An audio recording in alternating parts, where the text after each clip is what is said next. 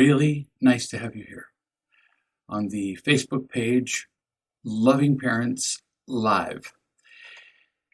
And I want to remind you that not only are we doing this live, but each broadcast, each discussion is there on the Facebook group, so you can go back and see past ones.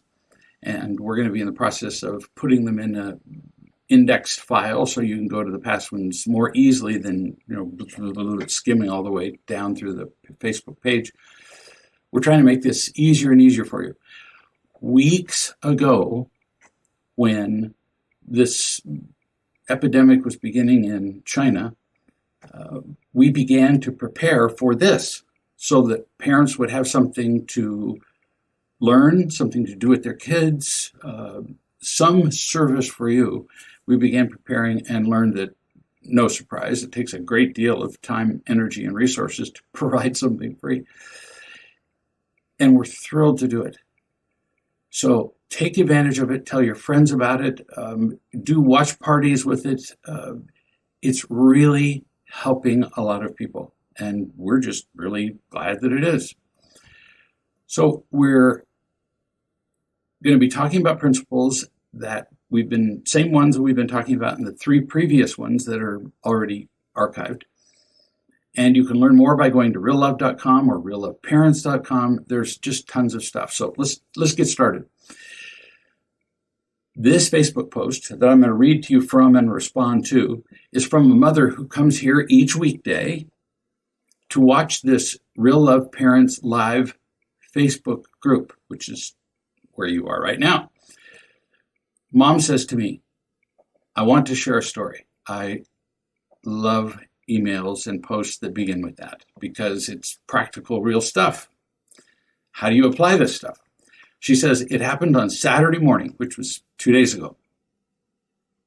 She said, quote, my youngest son, Noah, who is 7, was angry at his older brother. We've all been there. We've seen that. So he screamed, the 7-year-old, always the logical response to anything you don't like, right? Scream and the world changes for you. Screamed and pushed a chair down. That's a lot of anger.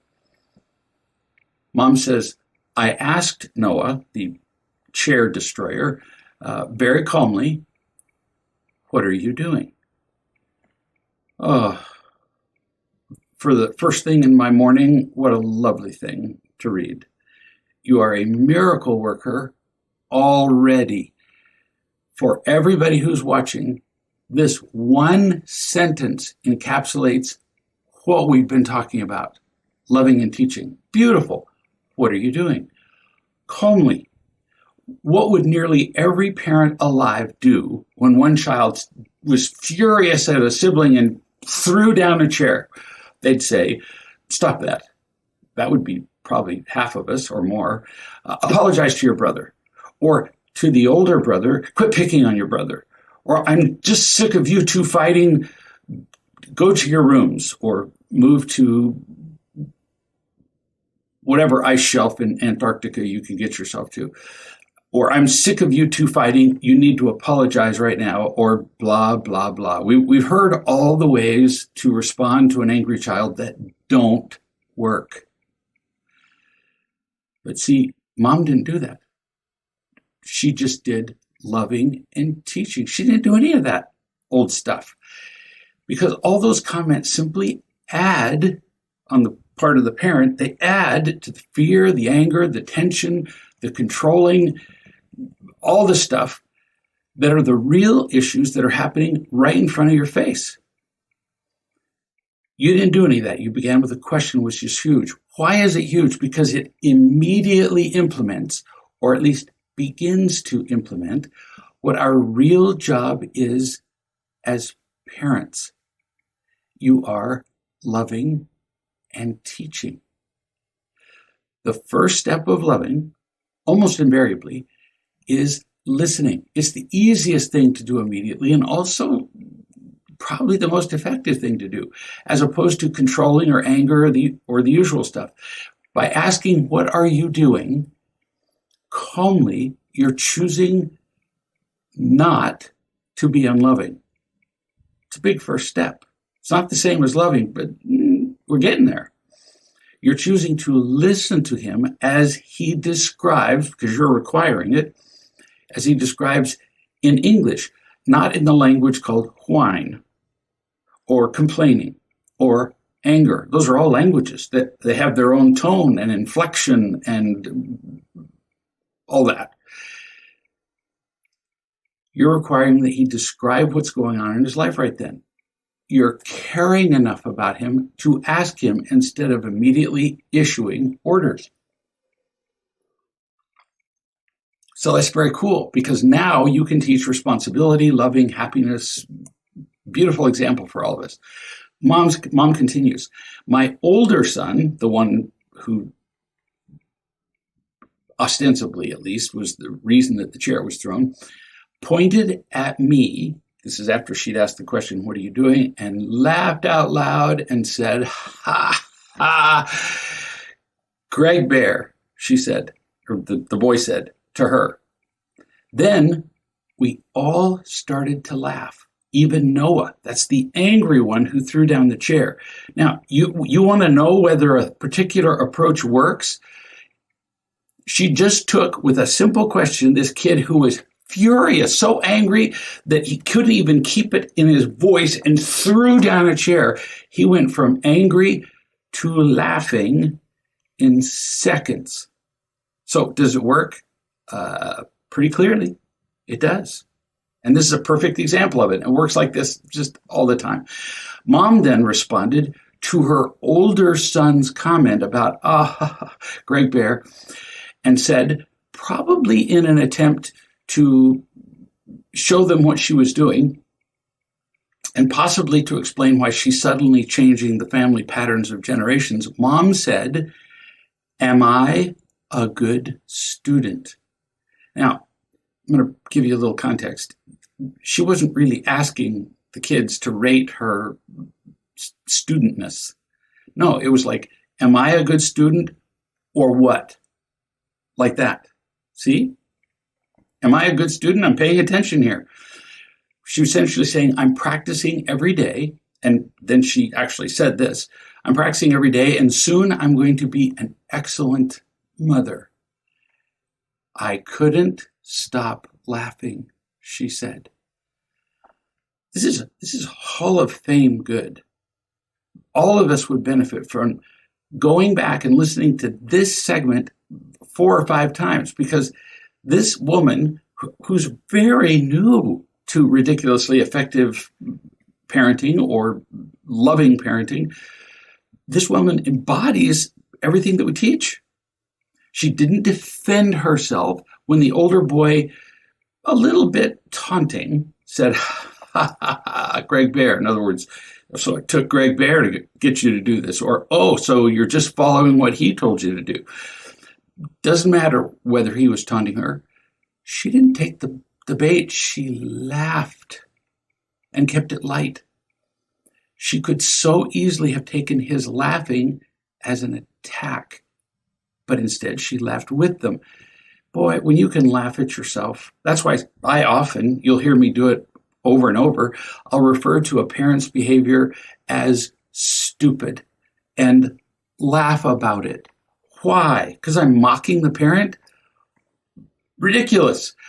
Because until we can laugh at our ridiculous behaviors, because if they're not working, they're laughable. When we can laugh at them, then we're not taking ourselves too seriously. The principles are pretty serious, but we don't need to defend ourselves. And she explained that, yes, she is a student and she's still learning. That takes guts. And because of her vulnerability, here's what the older son said to her. Remember, he went from, The older son took her vulnerability and said to his mother, Mom, you're already an excellent mom. Freakish. Watch this segment again. We are so afraid of looking like we don't know what we're doing with our kids. We're so afraid of making a mistake. They don't care if we make little mistakes here and there or all over the place. They do care that we're open with them, and that we're trying to love them. Listen again and again to this woman's example. With one sentence, she changed the whole thing. And with her laughter, she said, my children watch this Facebook Live, and she's probably watching this one right this second. Hey, we're talking about you. Oh, and Noah, we're talking about you too. And the older brother, whose name I don't know, we're talking about you. So she says, I watched the Facebook Live with the kids, and we rewatch your videos on Facebook or YouTube as our family time program at night. And that's why we're here. That's why we're offering this free material for parents all over the world. Because as long as you're stuck with your kids at home, which is how many people see it, no, you're in a classroom, but now instead of they're learning geometry and algebra and stuff that almost none of them will ever use again, they're learning the course of life. And she concludes by saying, thank you. You've brought love to our family. Beautiful. And her thank you is a thank you to the universe. Thank you. I'm so grateful. It's not about me. Almost none of us was taught how to be a real parent, how to love and teach. I've seen that proven so many thousand times as I've spoken to audiences of thousands of people and begged people to come up after the seminar and tell me if they have examples of how they were unconditionally loved as children. Let's just say that the percentage is way less than 1%. So we weren't taught how to love and teach, but we can learn. You can begin learning right now.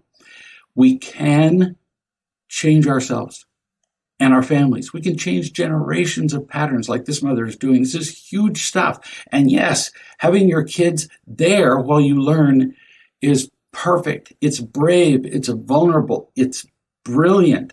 That way, they know that you're trying on their behalf to be a better parent, and they know what you're learning. This isn't some little secret message that you're learning so you can better control them. No, they can see exactly what you're learning. So that if you screw up, or even if you do it right, one of the kids is going to say what Noah's older brother said. It's going to make some comment. Now, he laughed before he said it. I don't care to impute motives to why he laughed. But he noticed that she's learning something new. And when our kids can see that they matter enough to us that we're willing to learn, and she did all this in 2 or 3 sentences, wow. So I'm impressed. And if she can do it, we can all do it. Here's another mother who's been diligently studying the real love materials, how to love and teach for a good while, and actually been taking the ridiculously effective parenting training that you can find on realloveparents.com. And here she is talking about a past episode of the Facebook page, Real Love Parents Live. She says, I watched Friday's Facebook video live with 4 children, ages 10 through 18. That's quite a range. So we got kids from all kinds of age groups and ability and degrees of being wounded. And she watches it with her kids there. She says, I was surprised how into it they were. I think they liked it, that other parents were being given the same advice that I've been implementing with them. I'm making the daily Facebook Live part of our homeschool curriculum. Thanks for offering this. Well, you're welcome. Parenting rules the world. No exaggeration, no hyperbole at all. The world is largely determined by the choices of people. We talk about things like even just global warming. Well, I have no political agenda here. Let's accept that human beings are contributing to global warming. There's the common factor again, people. Even if it's not caused by people, I don't care which position you take. It's still going to be people who are going to have to do something about it. It's all about people and their attitudes toward any particular event. And every single person was raised by parents. Now, even if their biological parents were killed when they were 2 minutes old, whoever raises you, whatever adult person, is a parent. What we do as parents rings throughout generations, even eternity. We have to pay attention to what we're teaching because we always are teaching. But most of us haven't thought of that. If we're not consciously teaching our children how to live in a way that they feel loved and that they're loving and responsible, if we're not consciously doing that, what we're unconsciously teaching them is how not to live like that. So we're always teaching. You don't have a choice about that just by doing nothing. You're teaching. So now we get to choose, what do we want to teach? Nothing? Or would we like to teach them how to be happy? Seems like a no contest thing. New subject. We tend to focus on what is wrong. And that's really understandable. It's a strong tendency. It's understandable because what's wrong tends to stick out. So you see an overhead helicopter airplane shot of an orchard of trees, beautifully laid out. Pick your fruit, your favorite one. I don't care. Peach trees, apple trees. You see this orchard just perfectly laid out for acre after acre, every row straight from one end to the other. And there's one tree out of line in one row. Your eye just would go straight to that tree. That's what we do. You see a beautiful article of clothing and there's a rip in one place. What do we look at? The first thing we see is, oh, well, they're wearing something ripped. As opposed to, that's really cool material or beautifully designed or whatever, and ignore the flaw. No, anything that interrupts the pattern we notice first. We do not focus on the individual trees or threads or behaviors that do fit in the pattern. We do that with our kids. We focus on what is wrong, what is out of alignment. I get it, which is reflected in the things we say. Get down from there because everything's ordered. And here's a kid standing up on a chair, really, literally a sore thumb sticking up. Don't do that. Stop running. Stop being loud. Quit chewing with your mouth open. We point out all the things that are wrong. And wow, is that unproductive. I used to whitewater canoe and whitewater raft and kayak. And if you're going down a river in whitewater just, the reason they call it whitewater is because the water's moving real fast and hits the rocks with such speed that it sucks air into the water and the bubbles in the water turns the water white. That's why they call it that. It really just means fast-moving water banging against rocks. But see, whitewater is shorter than saying that other thing. So if I'm going down a river and I see a rock, I don't say, I've got to avoid that rock. Because if that's my only goal, which is often the goal we have as parents, we're constantly saying, stop it, stop it, stop it, stop that, stop this, stop that, stop that. If my goal is just to avoid that rock, well, I got 1,000 others I can hit. Just avoiding doing a thing that would be harmful isn't even close to good enough. Or driving a car. What if you drove down the street in your car and your only goal was to avoid that car, that one right there? Well, there are 1,000 other things you can hit. Simply avoiding item A, whether you're in a canoe or a car, puts you right in the path of items B, C, D, E, F, G, and yes, I know the rest of the alphabet. So what do we do instead? We set a course, a right course, a happy course is what I mean when I say right, and follow that. In a river, you follow the flow, or what they often call the line of the river. If you follow the line of the river, you will avoid the rocks. If you follow the road, you pay attention to the lines and stay where you're supposed to be and watch the stoplights, and then you're not going to hit all those other things. occasionally somebody will come and hit you, but on the whole, that's the way to go. In parenting, what is the line in the river? What is the course to follow? Oh, we're going to simplify this so much and make your lives easier. Love and teach. Love and teach someone, so your children, so that they can feel loved and learn to be loving and responsible. We talked about this extensively in the last Loving Parents Live, number 3. They're in the process of being numbered and archived, but it was in the last one. If children are feeling loved, because you're working at doing that consciously, and they're being loving and responsible, all of the don'ts are taken care of. If a child is loving and responsible, he or she would not have to be told about, as one mother said in either the live recording of 2 or 3, I can't remember which one. A loving and responsible child doesn't have to be told about not interrupting, not jumping on the furniture, not writing on the walls, not chewing with their mouths closed, being a good listener, doing homework, doing jobs around the house, cleaning the bathroom, making the bed, feeding the pet, doing the dishes. Get it?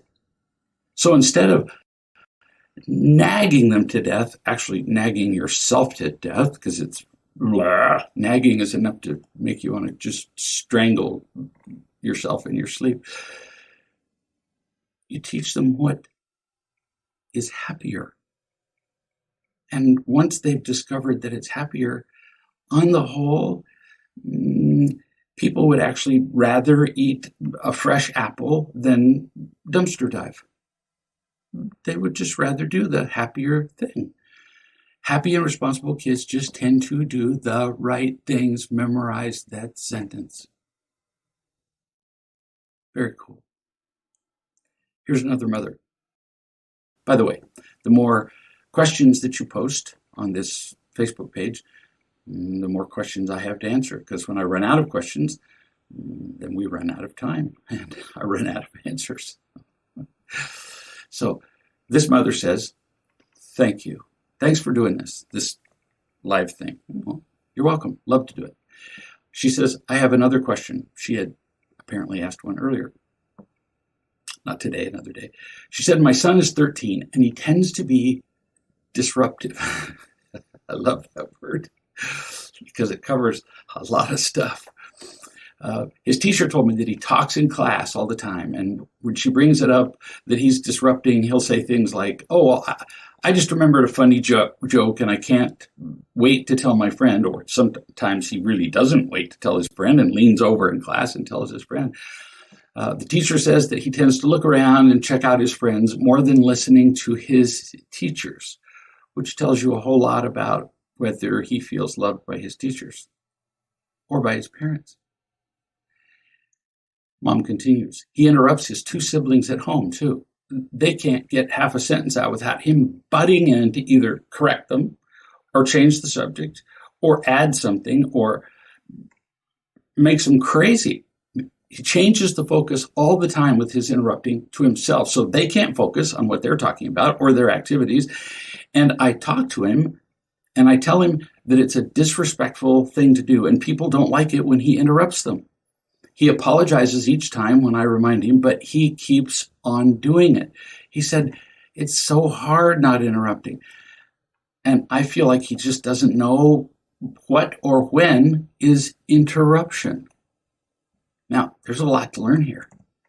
He's not listening. Somebody who's interrupting isn't listening. If you're in a conversation with somebody and you interrupt them all the time, you're not listening to them at all. You're just looking for excuses to interject your little piece of wisdom or controlling or anger or whatever. And it's a certainty. I was going to say it's not likely, but it's a certainty that he has not been listened to sufficiently by you or by any adult. Now, listen to my tone of voice. I didn't say, yeah, it's you. It's because you haven't listened to him. No, now if he's listening, he's really going to enjoy hearing that you probably haven't listened to him. But that's why kids interrupt. they don't feel like anybody listens, and so they interrupt, and they're constantly getting attention because they haven't gotten it when they have tried to speak. If, for example, he speaks to you and you're multitasking, you're doing something in the kitchen, he's talking to you, and you periodically do the thing that parents do all the time, which is they're busy doing something, they're reading the newspaper, they're watching television, and the kid speaks, and you periodically go, and then you go back to what you're doing. There's no multitasking, not with a kid, ever. We have to stop what we're doing and really pay attention to them. So he's constantly getting attention because he's not getting the right kind proactively without him demanding it. See, here's the problem. He's constantly getting attention, but he's manipulating to get it. He's taking people hostage to get attention. He's earning it. He's buying it. And if he has to buy people listening to him, buy their attention, buy their love, then it doesn't count to him. So he does it again. So when he does interrupt, you have to stop trying to control him. You have to stop telling him you're being disrespectful. I think he probably heard you the first 100 times. What he's telling you is, I don't care. I'm dying for lack of attention. I don't feel loved, and interrupting is the only thing I really know. So you telling him he's being disrespectful, he doesn't do this consciously, but his unconscious mind is going, and so what? This is all I got, is interrupting and getting people's attention. He's not listening to you or to anybody else. At age 13, he doesn't even care whether he's being disrespectful. I watch parents interact with their kids, and sometimes I just want to burst into laughter. It's like stand-up comedy. So the parent says to the 13-year-old, you're being disrespectful. And I just see the 13-year-old going, yeah. He's not feeling loved. That's why he's interrupting. Would somebody please pay attention to me?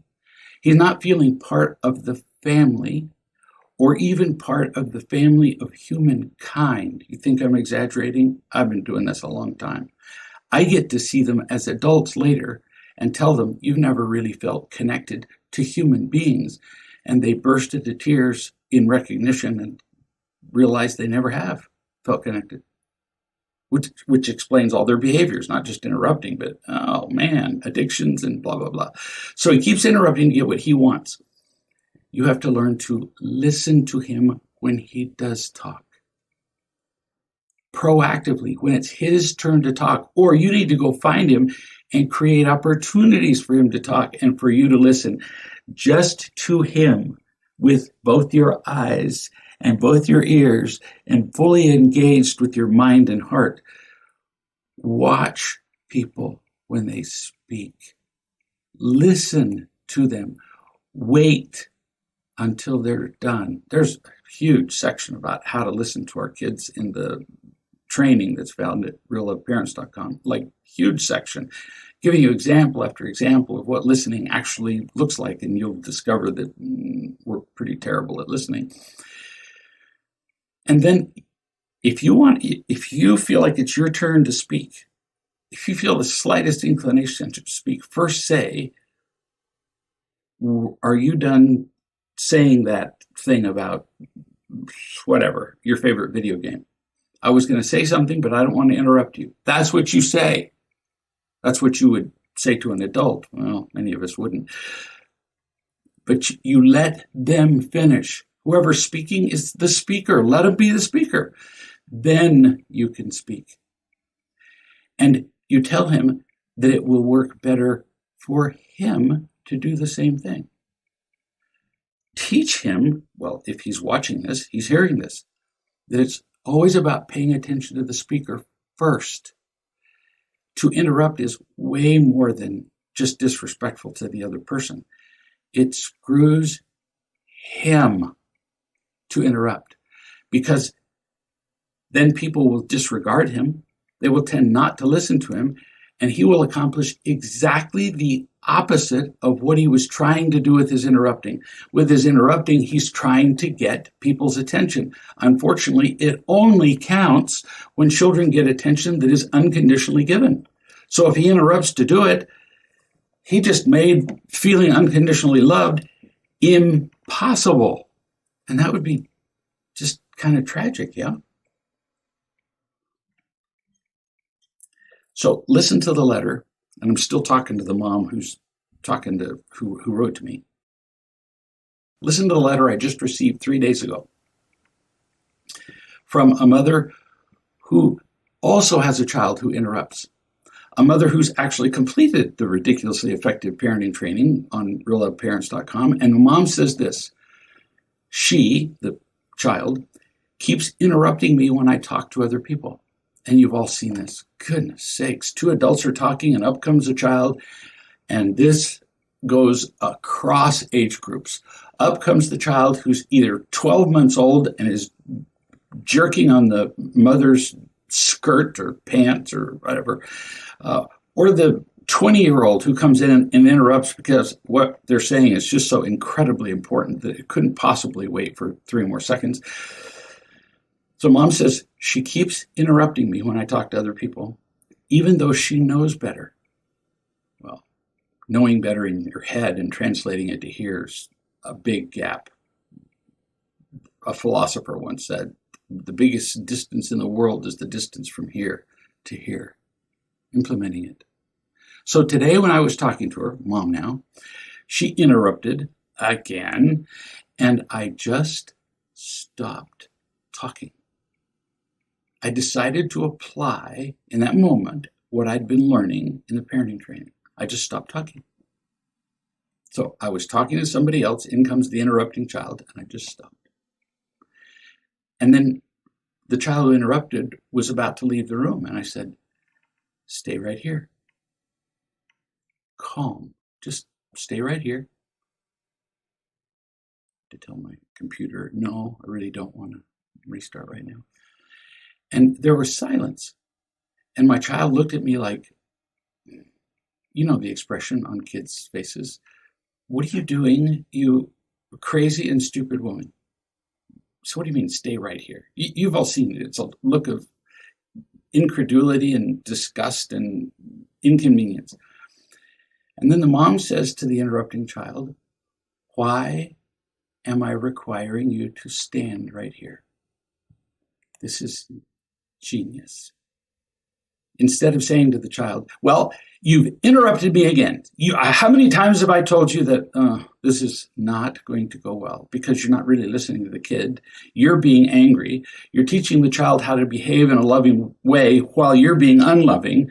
Yeah, it doesn't work. Why am I making you stand here?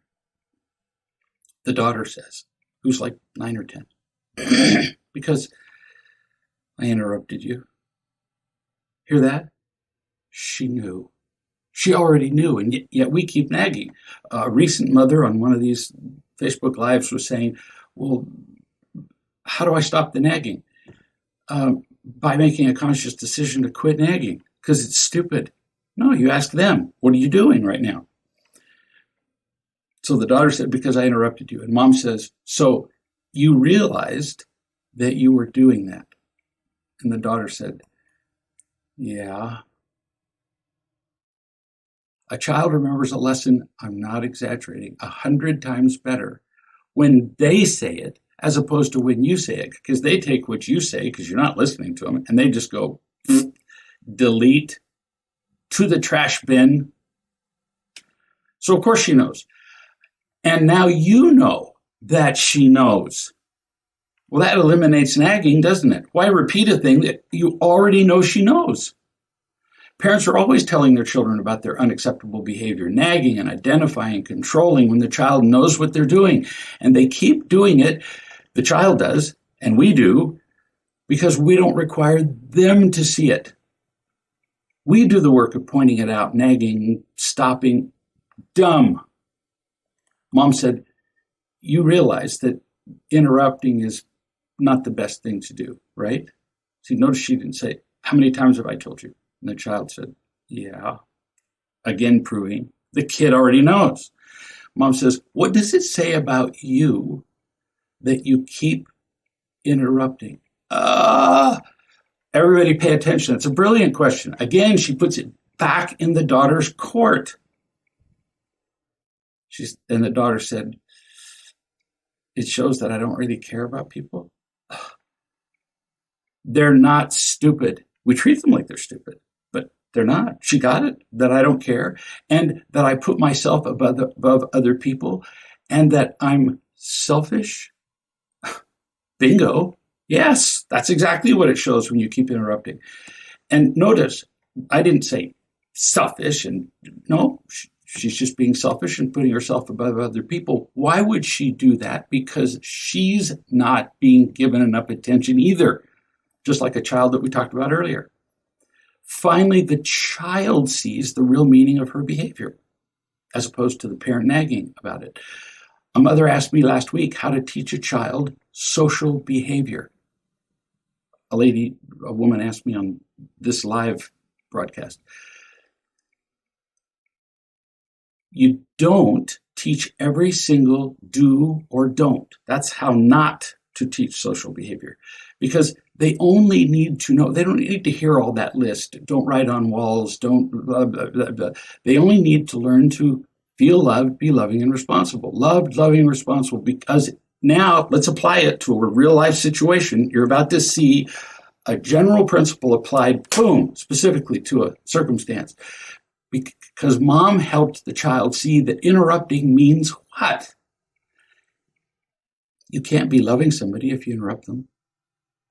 You're not being responsible for your own speech for when you talk.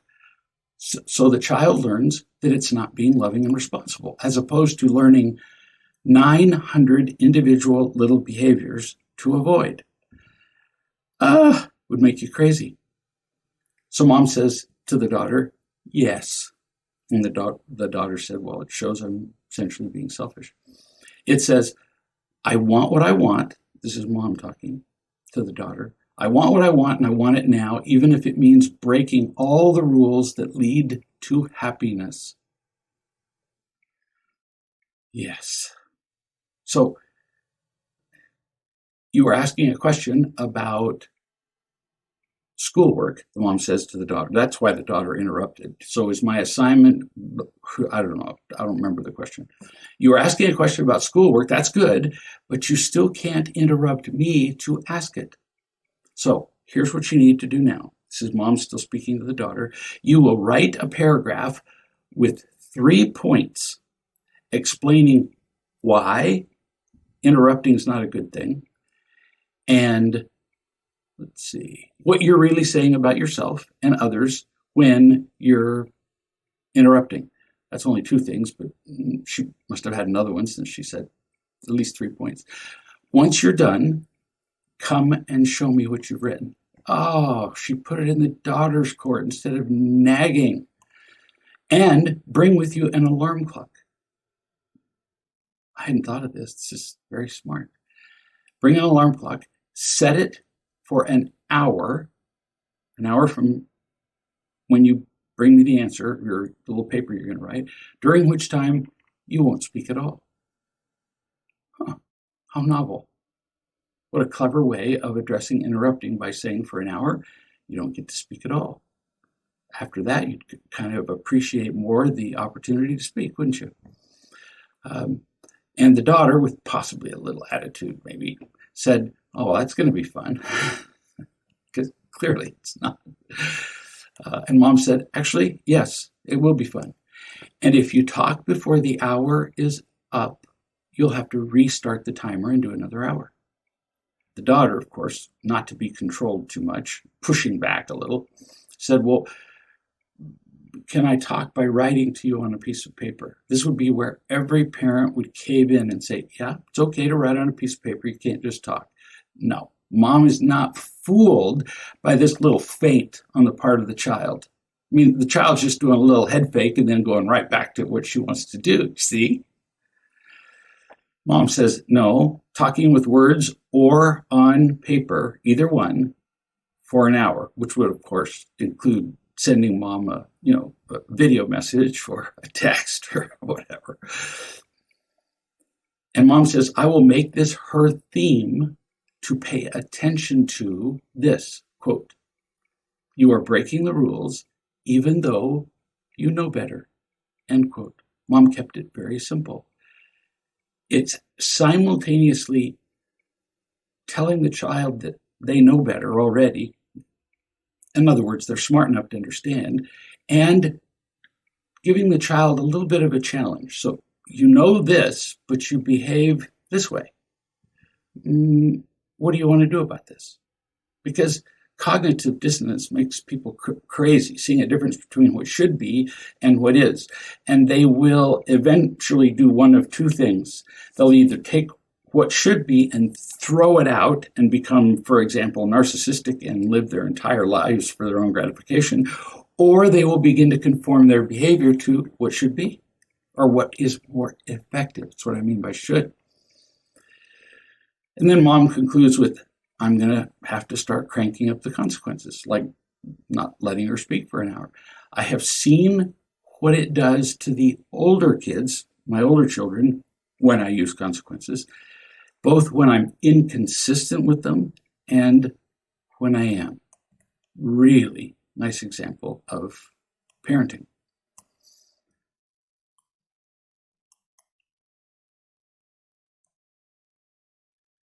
So I think we have time for this. This is from a mother who's been to realloveparents.com and taken the Ridiculously Effective Parenting training. And she says, I want to ask a question about my 10-year-old daughter. We've been studying and applying the principles in the training for a while. She knows the rules of work before play, being responsible, being on time, and she repeatedly leaves assigned tasks to the last second. Anybody ever heard this one? Gosh, adults do it all the time. You see them rushing through the airport because they left things to the last minute. And she gets herself stressed out. Tonight, she didn't get homework done by family meeting time, so she got a consequence. Work before play, she didn't do it.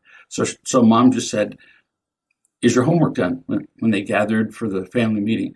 And she said, almost, meaning no. Almost very often means that they wrote one word. And she said, well, then you can get up early tomorrow morning and make breakfast for the whole family.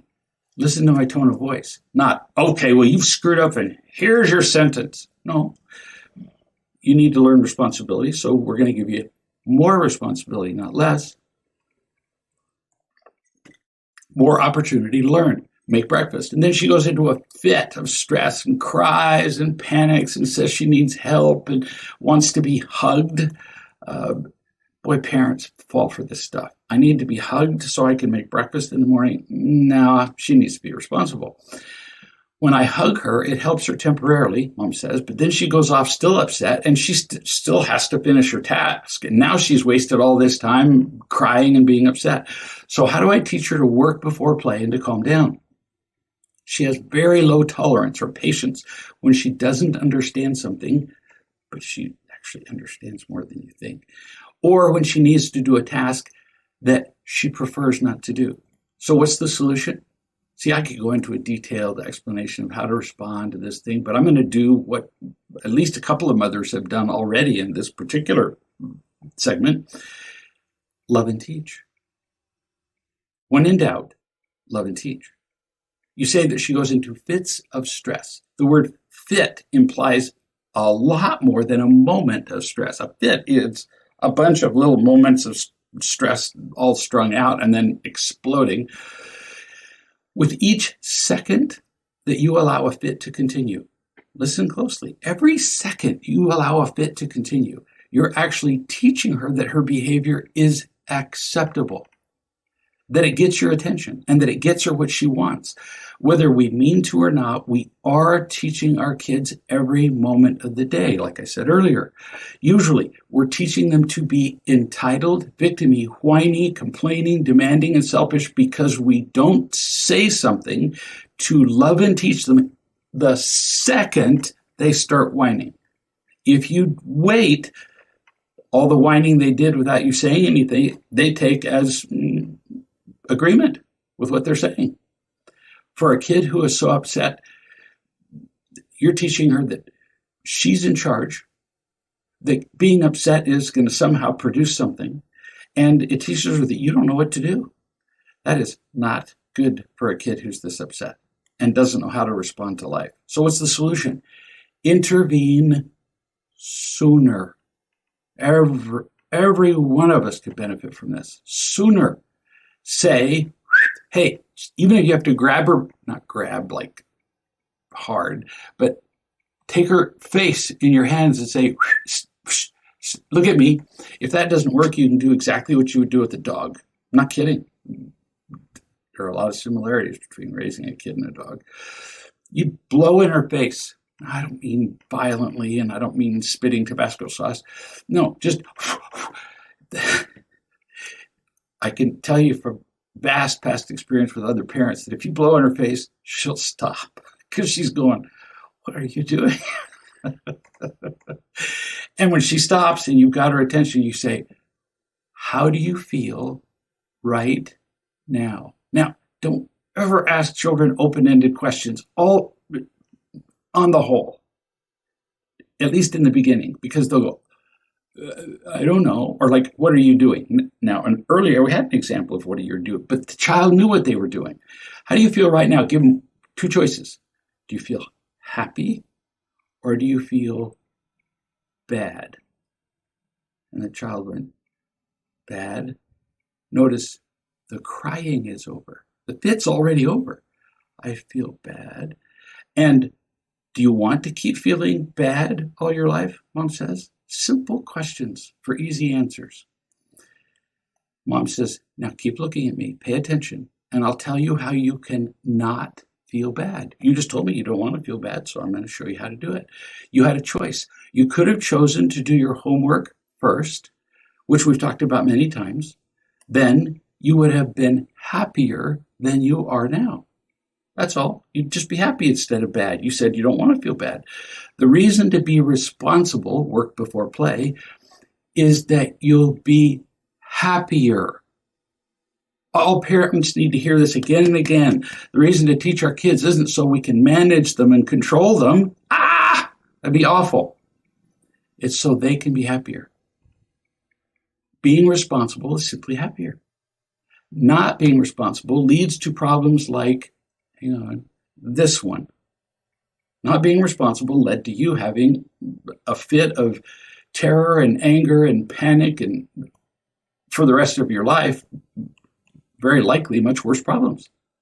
As you have seen in the case with your older brother. Ooh, now that's a powerful little lesson, because this little girl has an older brother who never did learn this stuff before the mom learned loving and teaching. And he sort of lives from one temporary job to another, and sometimes under the bridge, homeless. And the kid's going, really? You mean my brother got to living under the bridge because he didn't pay attention to what mom's teaching me right now? Do I want to live under a bridge? The kid is thinking, without you saying it. Not really. So mom says, is it making you happy to have a fit and cry right now? Are you happy? No. See how yes or no questions are much easier for a kid. The kid just admitted, I'm not happy. So mom says, let's try this instead. Repeat this after me, mom says to her. Exactly. This can be very useful because what a child says, they remember better than when you say it. They can just dismiss you. And you're not trying to control them. You emphasize that. I'm not trying to hear my words back. You need to feel what it's like to say them. Quote, and the mom would say this and the child would repeat it. I made a mistake when I put off my homework. Child says exactly that. Don't make them change the pronouns. I am not a bad person. I just made a mistake. And next time, I'll choose to be responsible because it makes me happier and stronger. And the fit was over. Now, what would you give to have the words to say and the love within your heart to use so that you could help a child go from having a fit to done? And mom did this in seconds. Teach her more. Talking to mom. Keep teaching her. Have her say the words. The next time that something like this happens, you can shorten it because she's already been through this. You can say, what lesson did we learn before about being responsible? And now you're requiring the child to be responsible for the lesson you taught about being responsible. So what are we doing at absolutely every turn, over and over again? Loving and teaching. There's the answer. Now, we keep giving illustrations of implementing it, applying it, but it's always down to loving and teaching, which requires you to be loving. You can't love and teach if you're not loving. And to have enough information, enough guidance, which is what you're getting right now, to know what to say while you're being loving. When you put those two together, your whole family changes. So do you. And that's why we're here. We'll see you soon.